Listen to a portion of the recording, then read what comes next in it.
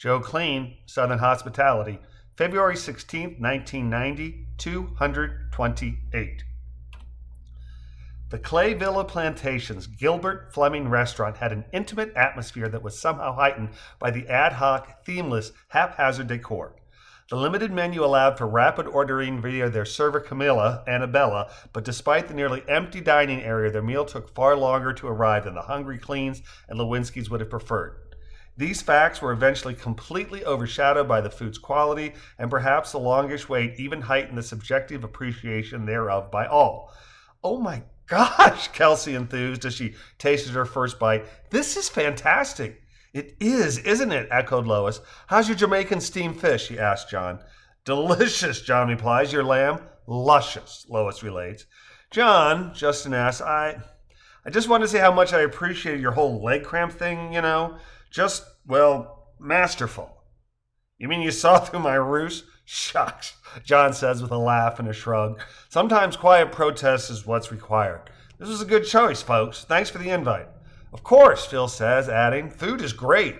"What about your theory, though, Joe? Think our waitress measures up?" "My theory? Oh, literally or in general?" Joe asks with a chuckle. "She's definitely not statuesque, but she is stacked, if you'll forgive me for saying so."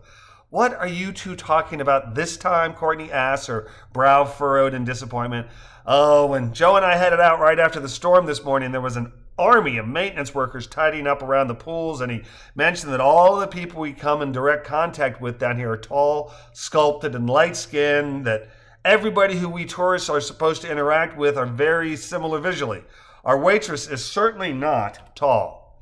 "Phil, Joe replies, mouth twisted to denote disapproval. "True and false. While I did say they seem to hide the homely away around here, I did not say all, and yes, you are correct that our server is anything but.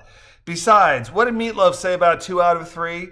And Camilla is light-skinned and very attractive, just in a diminutive way." "Camellia," Misty corrects, "not Camilla, just like Chucky's girlfriend." "Chucky?" John asks. "I'm lost. Did we meet a Chucky?" "No," Misty replies. "Prince Charles. Camellia Annabella made me think of Charles and Lady Di." "For why?" Justin asked Misty. "Interesting observation, though, about front of house and back of house. Wonder how that works as far as pay is concerned. If the people we see get paid more than the people we don't, or if that's even legal," Courtney asks. "Hard to prove on an individual basis," John replies, "and I guess if they're hiring the good and the ugly but not the bad, we should count our blessings." "Wah, wah, wah," Joe sings the opening to The Good, the Bad, and the Ugly. "And I didn't say all, I just said both the darker skinned and less attractive seem to be hidden." "Wait a minute," Justin says. "What about Idurus?" Phil and Joe say simultaneously. "Yeah," Phil continues, "Joe's got that covered too. He says Idurus is more of a take-to rather than a go-to guy, which is accurate." "Beware confirmation bias, boys," Courtney sing-songs. "Oh, we've all been confirmed," Joe replies, nodding sagaciously. "Misty, too." John raises his left index finger, grin, and says, "Along with Lois and I."